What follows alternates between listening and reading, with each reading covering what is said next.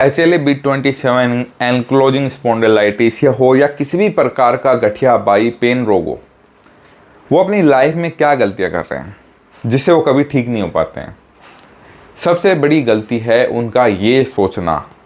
मैं आज इस वीडियो में जो बताने जा रहा हूँ ना, हो सकता है बहुत सारे लोगों को लगेगा ये तो हमें पता है, लेकिन वो अप्लाई नहीं करते, सच्चाई है।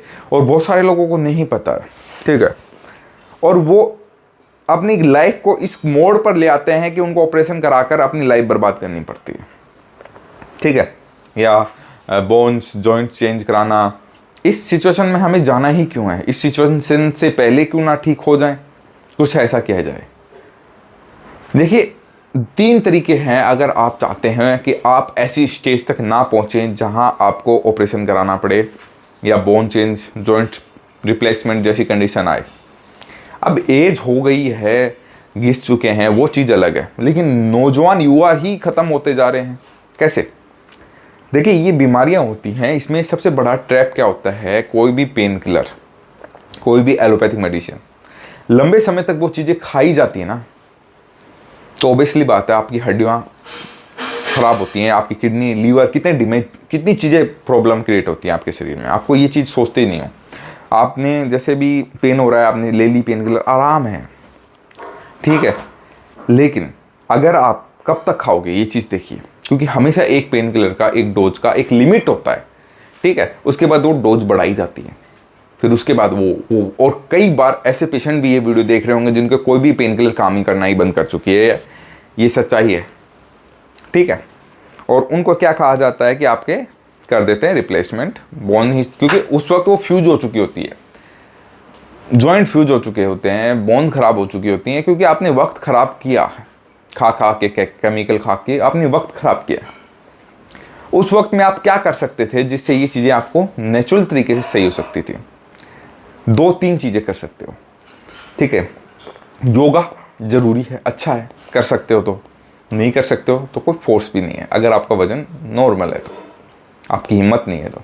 लेकिन परहेज, खाने पीने के परहेज, इसके बाद आपको मैं बताऊंगा असली में और क्या कर सकते हो। पहले परहेज के बारे में बात करते हैं। युवाएं क्या गलती कर रहे हैं, आज के लोग क्या गलती कर रहे हैं? देखो, खासकर इन बीमारियों में जो हमें पेन बढ़ाए वो चीज़ें हम क्यों खाएं, ठीक है। जैसे आलू से बनी हुई चीज़ें, सोयाबीन से बनी हुई चीज़ें, और HLA-B27 जैसे रोगों में तो दाल से बनी हुई चीज़ें, ठीक है। बैंगन, चावल और नॉनवेज भी, कोशिश यही है। ऐसा नहीं है कि सारे नॉनवेज खराब होते हैं। मैं वेजिटेरियन हूँ, बिल्कुल हूँ, लेकिन मैं तो सारे नॉनवेज ही खराब मानूंगा। लेकिन हाँ, बीमारियों के हिसाब से भी खराबी है। कि देखिए, एक चीज़ समझिए, मैं इसके पीछे एक लॉजिक बताता हूँ आपको। शरीर की हिम्मत नहीं है आपको संभालने की, और वो आप जो इतना हैवी नॉनवेज खा रहे हो वो कहाँ से संभालेगा? समझे हो? उसको पचाना आसान नहीं होता है। मांस को पचाना शरीर के लिए बहुत मुश्किल होता है, समझे? इस चीज़ का आप ध्यान रखिएगा, ठीक है। और ख़ासकर आज की युवा पीढ़ी क्या कर रही है? नशा कर रही है। अब नशा कंट्रोल नहीं होता है, या फास्ट फूड, मार्केट का तली फली चीज़ें, सॉस जो मार्केट में आजकल मिल रहे हैं, अपन लाते हैं, डाल रहे हैं। कई बार पेशेंट मुझसे पूछते हैं, सर ये पास्ता घर में बना हुआ है, खा सकते हैं क्या? बोलो बिल्कुल खा सकते हो, लेकिन आपने ये पास्ता किसका बनाया है? मैदा बनाया है, मैदा जमेगी जाके आपके अंदर, ठीक है। दूसरा, इसमें आपने जो सॉस डाले हुए हैं वो कहाँ से लाए हो? आपने खुद बनाए? बोल नहीं। तो आपने बनाया क्या है घर पे? चीज़ें तो वो सब बाहर की हैं, समझ रहे हो ना? लेकिन हर चीज़ बाहर से आती है, बट मैदा नो, मैदा नहीं। हमें मैदा बंद करनी है, हमारे शरीर के लिए सही नहीं है। और सॉसेज, जो सॉसेज होते हैं उनमें खटाई बहुत होती है, केमिकल होता है, ठीक है, ये नुकसान करता है। ये छोटी छोटी चीज़ें ही हमें ध्यान रखनी होती है इन बीमारियों में, क्योंकि बहुत सारे पेशेंट इसलिए ठीक नहीं हो पाते हैं क्योंकि वो अपनी जीभ पर कंट्रोल नहीं कर पाते हैं, समझ रहे आप?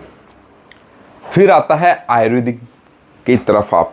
अब आयुर्वेद में भी 2 तरीके होते हैं। नॉर्मल गठिया बाई तो आप पंचकर्मा से भी ठीक कर सकते हैं, ठीक है, वो आप कहीं भी करा सकते हैं। गवर्नमेंट भी बहुत सारी पंचकर्मा कर रहे हैं, सेंटर हैं पंचकर्मा, गवर्नमेंट के सेंटर हैं, फ्री में, मुफ्त में होते हैं, ठीक है।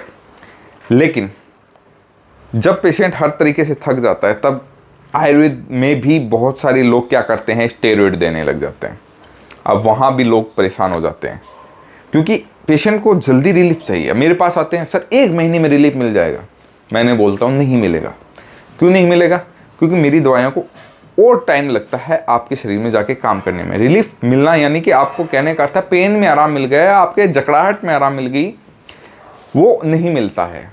कई बार होता है कि कंडीशन नॉर्मल है, हल्की फुल्की प्रॉब्लम है, तो 1 महीने में मिल जाता है, ठीक है। लेकिन 90% 2 से 3 महीने एवरेज रिजल्ट मिलने में स्टार्टिंग होते ही होता है। क्यों? क्योंकि प्योर हर्बल ट्रीटमेंट और कंडीशन के अनुसार फॉर्मूले तैयार करके देता हूँ सबको। ऐसा नहीं है कि सब तू भी ये ले वो भी ले, क्योंकि ऐसा ही होता है एलोपैथ में। ये होता है कि उनके पास एक फिक्स संसाधन है, वो चीज़ें सबको घुमा घुमा के देते रहते हैं, समझ रहे हैं? वैसा ही। तो अगर आपको मेरी तरफ से दी गई बातें नॉलेजेबल समझ में आया तो प्लीज़ ऐसे इंसान के साथ शेयर करिए जो इससे जूझ रहा हो, पेन से रिलेटेड कोई भी बीमारी हो, ठीक है।